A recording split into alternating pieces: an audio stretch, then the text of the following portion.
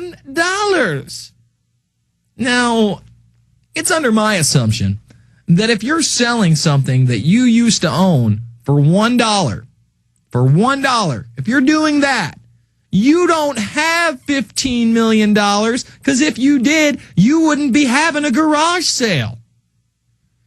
$15 million thanks to a new government campaign, the Resale Roundup.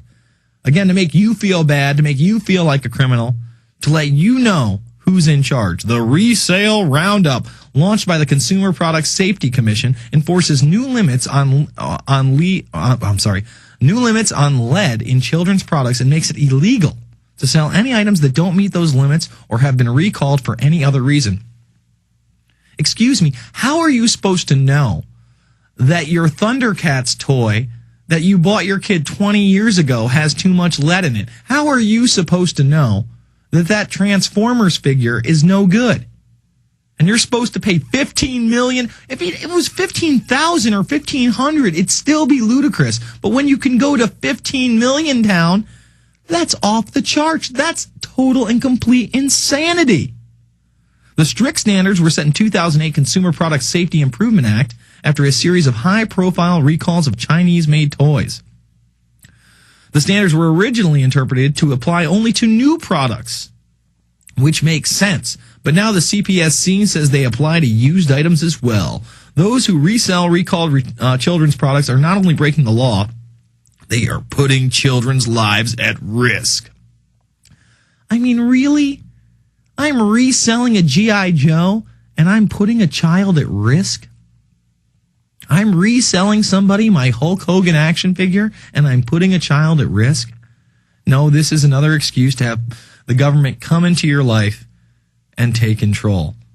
In order to comply, stores, flea markets, charities, and individuals selling used goods in person or online, this affects you if you sell on eBay, are expected to consult the Commission's 24-page handbook for resale stores and product resellers and its website for a breakdown of what they can't sell.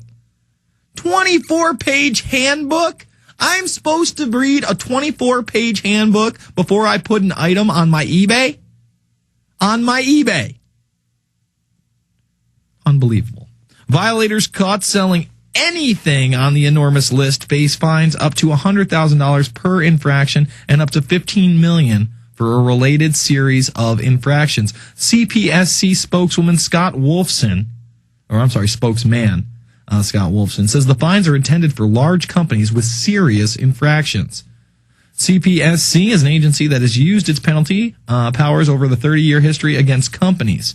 CPSC is not seeking to pursue penalties against individuals hosting a garage sale or yard sale. We are encouraging them to make the right steps to not resell recalled products.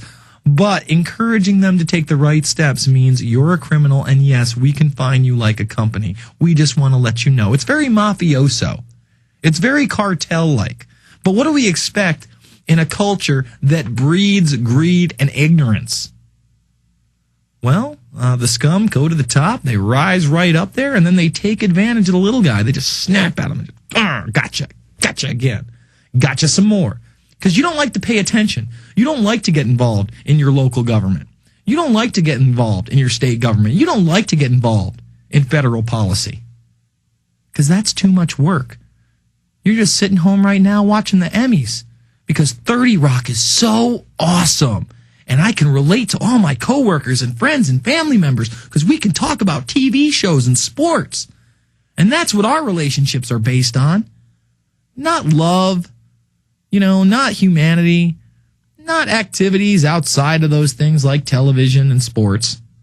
But that's how we base our relationships today. It really is like, hey man, I really like that Yankees cap. All right, I like it too. And I'm guilty to some extent as well. I fall for this consumerist culture. But at the same time, I warned people about this months ago, and now it's happening.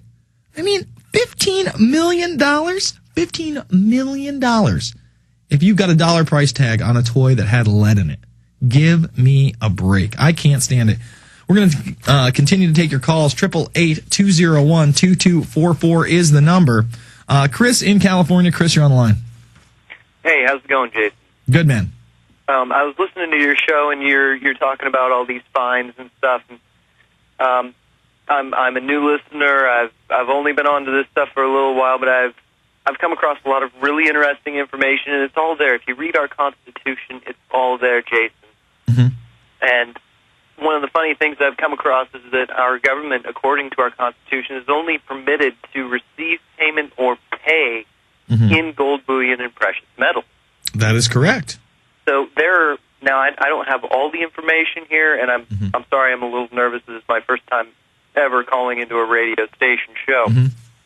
But well, what they did to get around that, Chris, let me explain, because yes, like you said, that is, constitutionally correct. But they have eviscerated the Constitution and Bill of Rights to the point where that no longer really exists. And they didn't, amend the Constitution like they were supposed to. What they did through a series of regulations and policies is just took that away. They said, you know what, we need a world bank.